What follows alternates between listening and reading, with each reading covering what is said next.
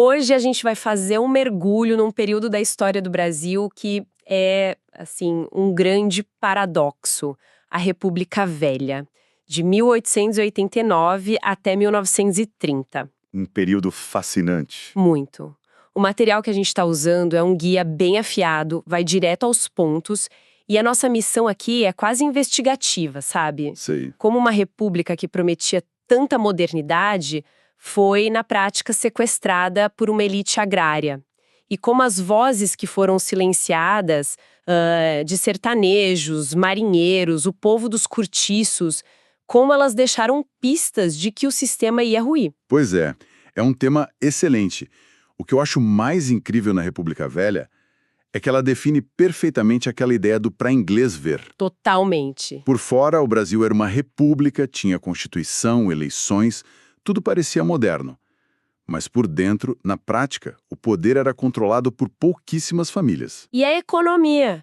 A economia do país inteiro dependia de um jeito muito perigoso de um produto só, o café.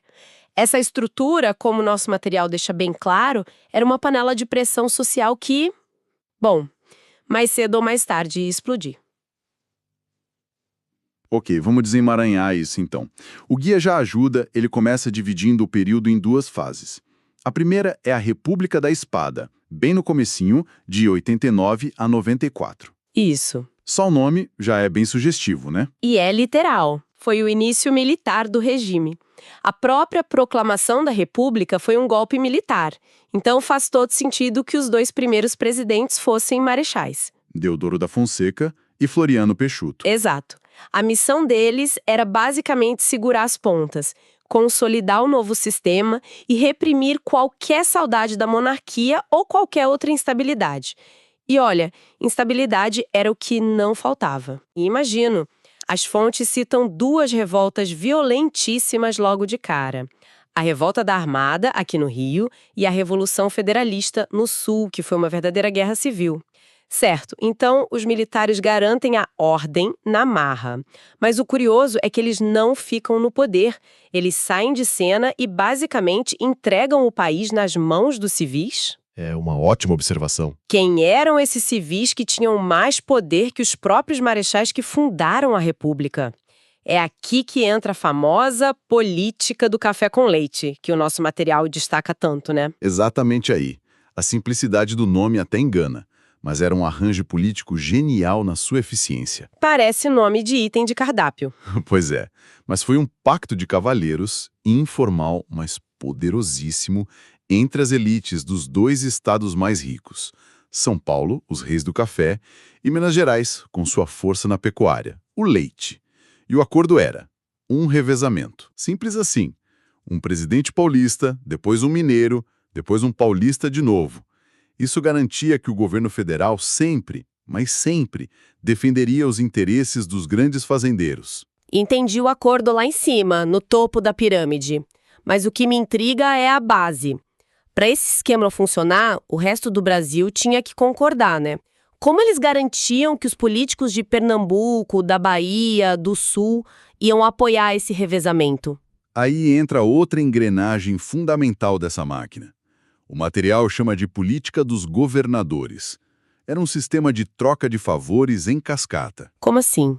O governo federal, controlado por São Paulo e Minas, prometia não se meter na política dos outros estados.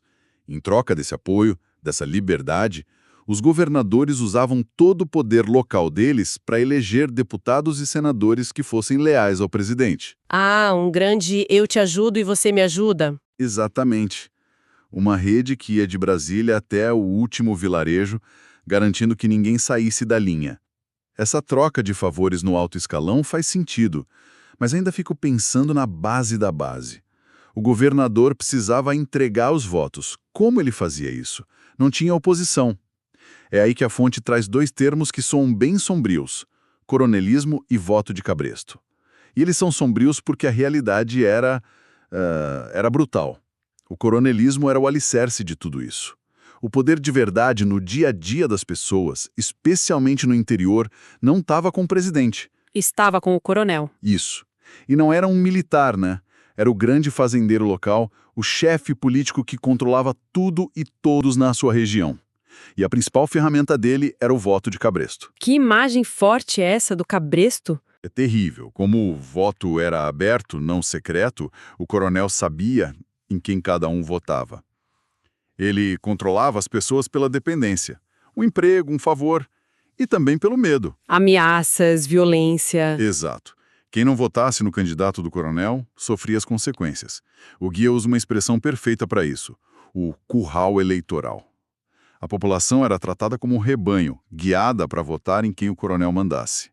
Isso é uma aposta muito arriscada.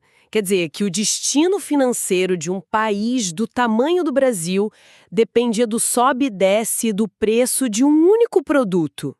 O material até usa uma frase forte: o café é rei. Isso não deixava o país vulnerável demais? Totalmente vulnerável. E eles sabiam disso.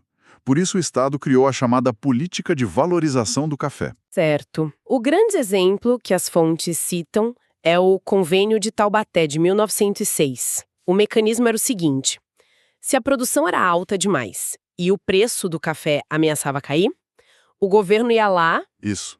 e intervinha. Pegava dinheiro público, comprava todo o café excedente e estocava. Esforçava o preço a se manter alto artificialmente lá fora. Nossa! Ou seja, o lucro era privado, dos barões do café, mas o prejuízo, o risco da operação, era bancado por todo mundo, com dinheiro de imposto. Exato. E essa é uma tensão que ecoa até hoje na história econômica do Brasil. O uso do aparato estatal para proteger setores específicos. A fonte usa a frase perfeita: o Brasil socializava o prejuízo para garantir o lucro dos barões do café. Ok, o cenário está montado. Poder político amarrado, economia de um produto só, controle social brutal.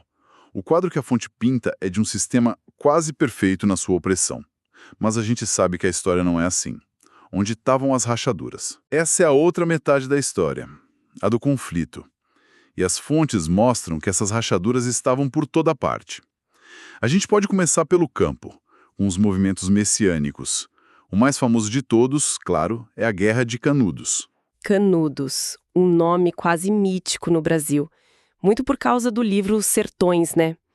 A figura do Antônio Conselheiro é impressionante. Sim, ele era um líder religioso muito carismático. Ele criou uma comunidade, o Arraial de Belo Monte, que atraiu milhares de pessoas desesperadas. Sertanejos miseráveis, ex-escravos sem rumo, gente esquecida pelo poder. E eles criaram uma sociedade própria ali.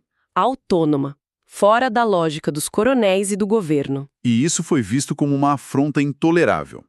A propaganda oficial pintou Canudos como um antro de fanáticos monarquistas perigosos. Uma desculpa. Exato, uma desculpa para justificar o que veio depois. Uma guerra total com o exército federal massacrando a comunidade inteira. É impressionante a violência da resposta do Estado. E essa mistura de desespero social com fé religiosa parece ser um padrão, não é? Pense na Guerra do Contestado, que o material cita logo em seguida. O padrão se repete, mas com uma motivação ainda mais clara. O Contestado, na divisa do Paraná com Santa Catarina, também tinha seus líderes religiosos, os monges, mas o gatilho principal da guerra foi a luta pela terra, pura e simples. Terra. Uma empresa americana estava construindo uma ferrovia na região e, junto com madeireiras, expulsou milhares de poceiros de suas terras. Foi uma revolta de gente que perdeu tudo, misturando fé com a luta para sobreviver. E o fim, como em Canudos, foi um massacre. No Rio, em 1904. É curioso, porque parece uma pauta tão atual, né? É fascinante. Mas a vacina obrigatória contra a varíola foi só a gota d'água. A revolta foi uma explosão popular contra o autoritarismo do governo. O contexto era maior, então. Muito maior. O Rio de Janeiro passava por uma reforma urbana que, com a desculpa de modernizar, estava demolindo os cortiços e expulsando a população pobre do centro.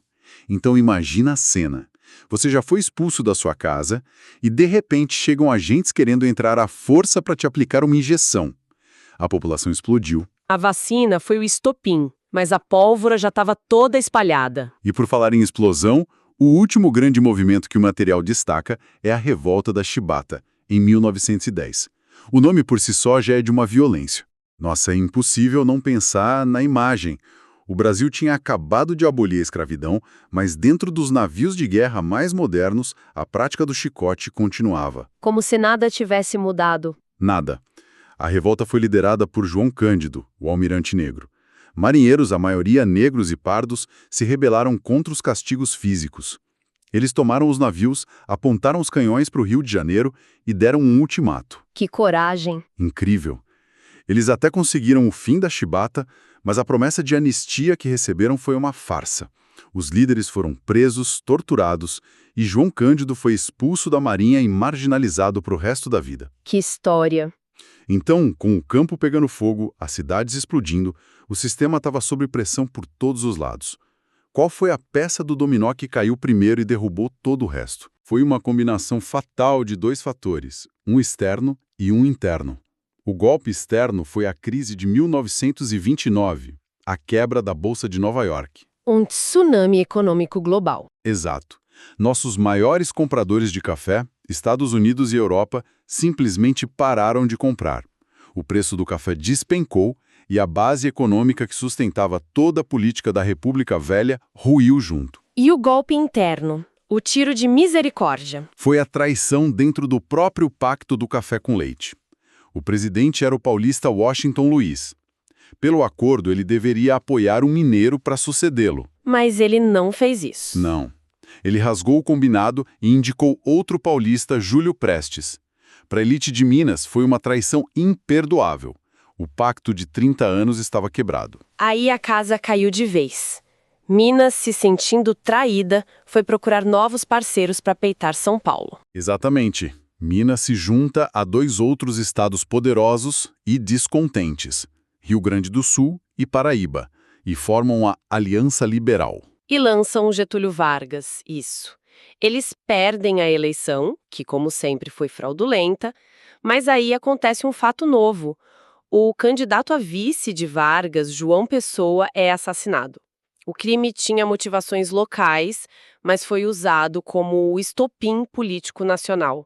A desculpa perfeita. Perfeita. A Aliança Liberal pegou em armas, a Revolução de 1930 tomou o país, impediu a posse de Júlio Prestes e colocou Getúlio Vargas no poder. Era o fim da República Velha. Mas espera, antes mesmo da crise, dessa briga toda, o sistema já não balançava por dentro? A fonte fala de um movimento dentro do próprio exército, o tenentismo.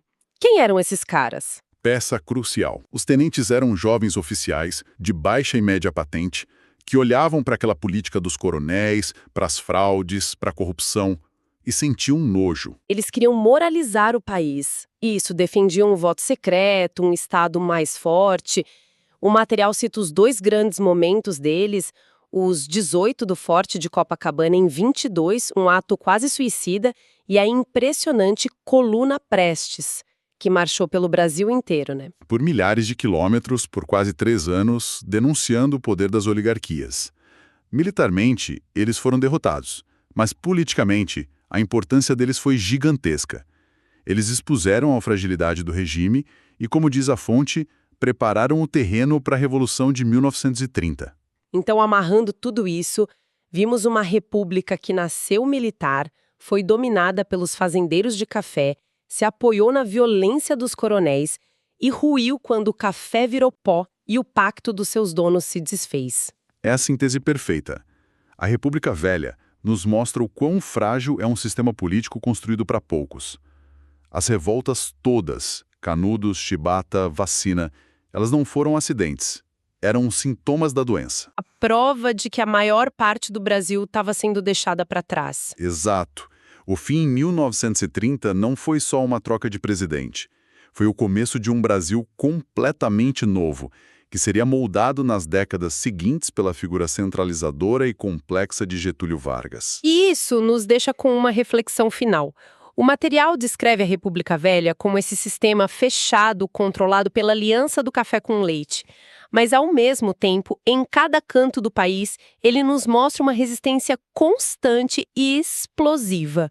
Dos marinheiros na Bahia, dos sertaneios, dos moradores dos cortiços, até dos jovens oficiais nos quartéis. Pois é. Isso levanta uma questão para se pensar. O que definiu mais essa era? O poder aparentemente inabalável da oligarquia ou a persistente e multifacetada rebelião contra ela?